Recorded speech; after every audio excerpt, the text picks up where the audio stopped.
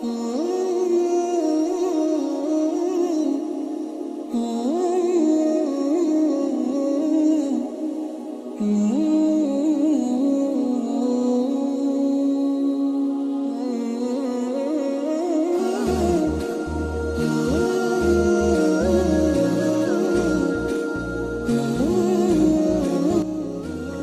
আলাইকুম সবাইকে।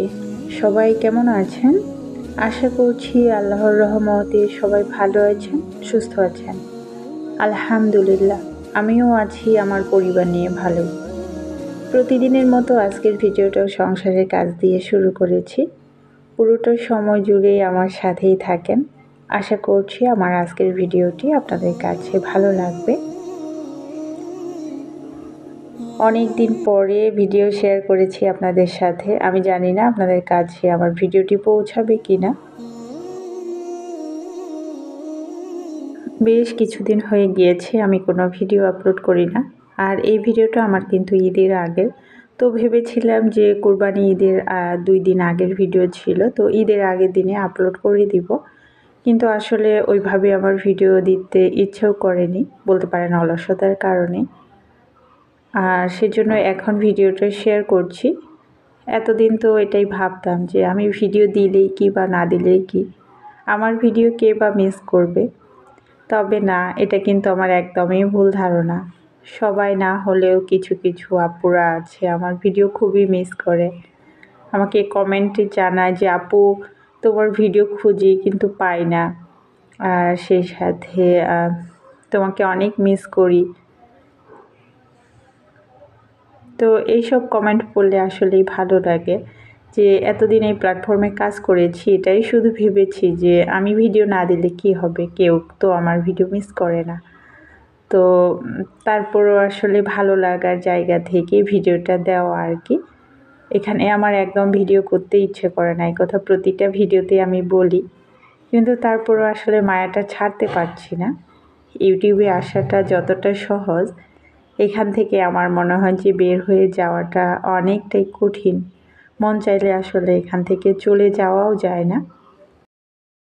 তো একটা গৃহিণীর আসলে ঈদের আগে অনেক কাজ থাকে, বিশেষ করে বাসা পরিষ্কারের যে একটা কাজ, তো সেটাই করে নিচ্ছিলাম। আর তার মধ্যে থেকে যতটুকু পেরেছিলাম ততটুকু ভিডিও করে রেখেছিলাম। তো সকাল সকাল বলতে পারেন রান্নাটা করে নিচ্ছি। রান্না শেষ হলে তারপরে আমি আমার মতো করে রান্নাঘরটা পরিষ্কার করতে পারবো। যতটাই সময় লাগুক না কেন, তখন আর কিন্তু ওই তাড়াটা থাকবে না।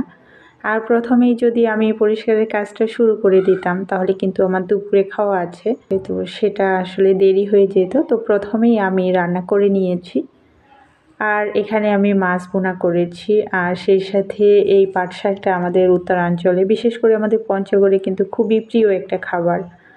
কোনো কিছুই দেওয়া লাগে না, শুধু পানি, সেই সাথে পাট শাকের ঝোল বলে এটাকে।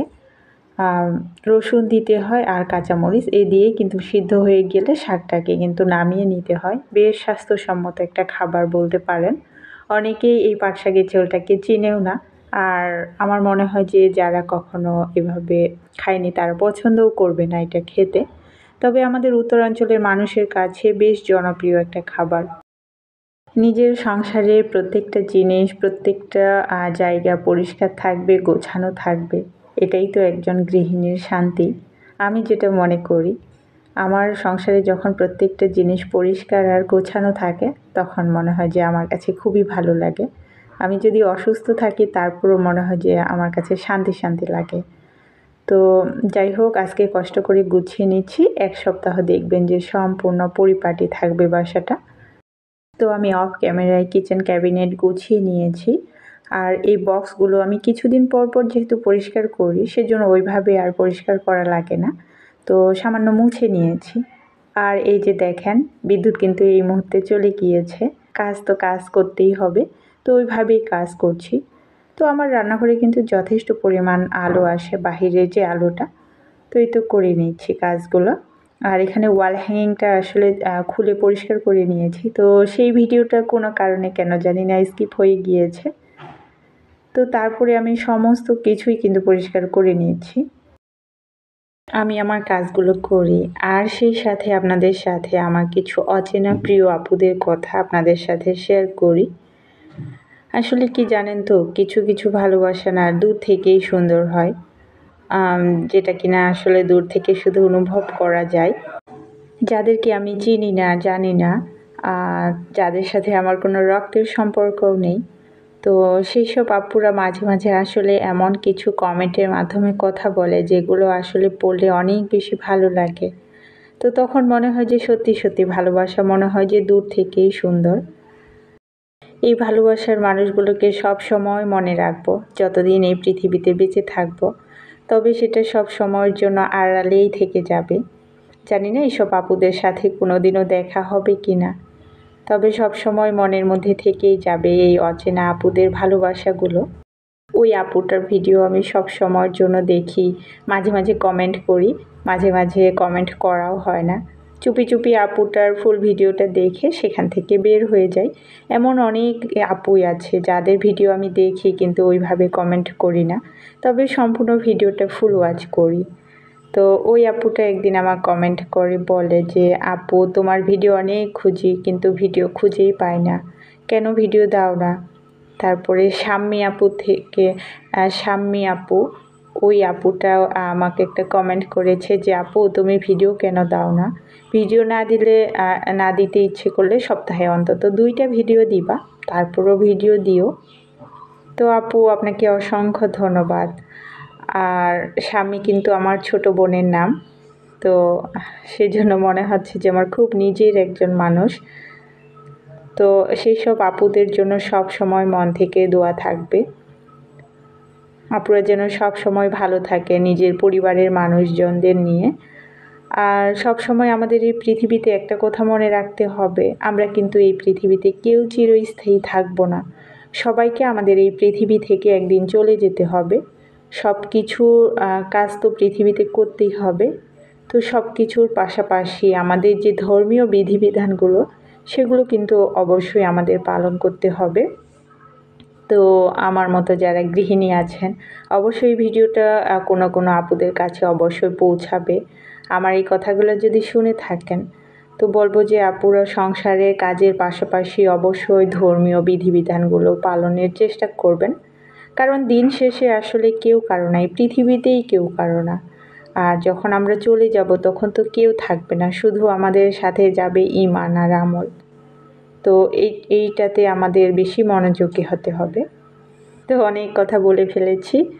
এখানে আমি সমস্ত কিছু কাজ করে নিয়েছি, পরিষ্কারের যে একটা কাজ, সেই সাথে আমার বালিশগুলোকেও আমি কিন্তু রোদে দিয়েছি।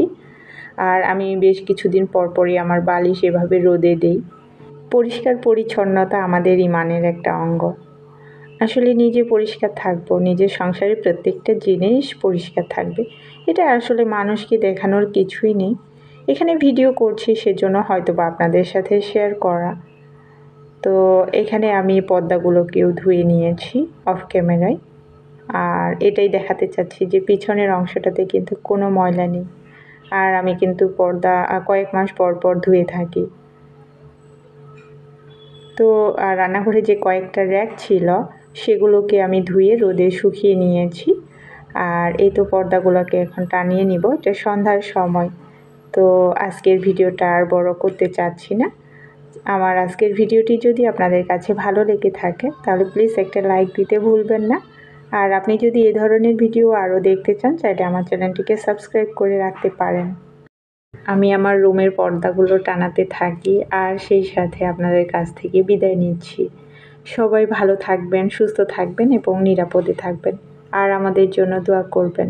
দেখা হবে আরেকটি নতুন অন্য কোনো ব্লগে, জানি না সেটা কবে আপলোড করব। তো আজকে এই পর্যন্তই। আল্লাহ হাফিজ। আসসালামু আলাইকুম।